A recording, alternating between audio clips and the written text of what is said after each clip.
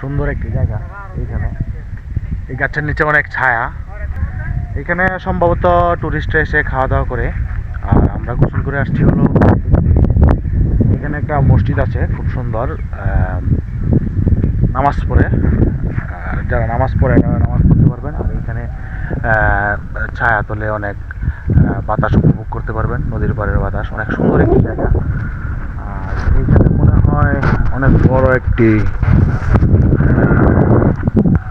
চুলা আছে, দেখলে অনেক বড় মনে হবে।